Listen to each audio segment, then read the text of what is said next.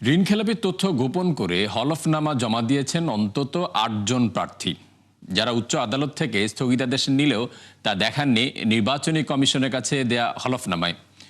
যদিও কমিশনে এদের বিষয়ে বিস্তারিত তথ্য উপস্থাপন করেছে বাংলাদেশ ব্যাংক। আর তথ্য গোপনকারী প্রার্থীদের ৪ জনই কুমিল্লার বিভিন্ন আসনের প্রার্থী। আরও জানাচ্ছেন আব্দুল জাহের আনাস। যে বিভিন্ন জায়গাতে বাংলাদেশ জাতীয়তাবাদী দলের প্রার্থী। লিবারেল ডেমোক্রেটিক পার্টি এলডিপির মহাসচিব পদ থেকে বিএনপিতে যুক্ত হয়ে কুমিল্লা ৭ আসনে লড়ছেন রেদোয়ান আহমেদ। কেন্দ্রীয় ব্যাংকের তথ্য অনুযায়ী তার পরিচালিত Saleha drawing and washing limited Bangladesh industrial ফাইন্যান্সে ৪১ লাখ টাকা খেলাপি আছেন। আইএফআইসি ব্যাংকের নন ফান্ডেড ৬২ লাখ টাকার ঋণে গ্যারান্টর হিসেবেও। তাই হলফনামা জমা দেওয়ার আগে এ বিষয়ে উচ্চ আদালত থেকে নেন স্থগিতাদেশ। অথচ ৯ নম্বর ঘরে এ সংক্রান্ত কোনো তথ্যই দেননি তিনি। জমা দিয়েছেন পুরো ফাঁকা রেখেই। আইন অনুযায়ী এ ধরনের তথ্য গোপনের কোনো সুযোগ নেই গণপ্রতিনিধিত্ব আদেশে।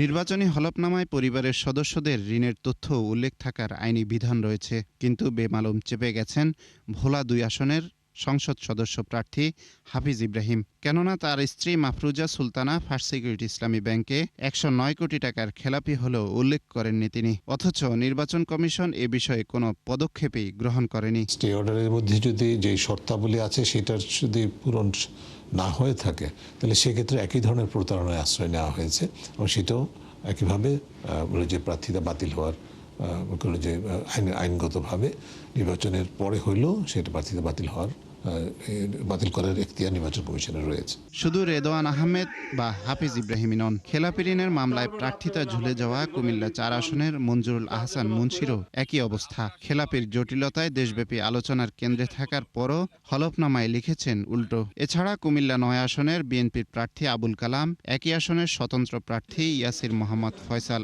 আশিকও ঋণ খেলাপির তথ্য গোপন করেছেন হলফনামায়, যদিও তারা দুজনেই স্থগিতাদেশ নেন উচ্চ আদালত থেকে। নির্বাচনে জয়ী হোক বা পরাজয়ী হোক, এটার একটা র্যান্ডমলি যদি সিলেক্ট করে দুই দিকেরই পরাজিত প্রার্থী এবং জয়ী প্রার্থী যারা ক্ষমতায় থাকবেন এবং ক্ষমতার বাইরে থাকবেন, তাদের ভিতরে অন্তত কিছু সংখ্যক মানুষের ক্ষেত্রে এটা আসলে পরিবীক্ষণ করে দেখা হবে। এই প্রক্রিয়াটা যদি থাকে তাহলে ভবিষ্যতে আপনার মানুষ জানবে যে নির্বাচনের পরেও হয়তো তার এই বিষয়গুলো বের হয়ে আসবে।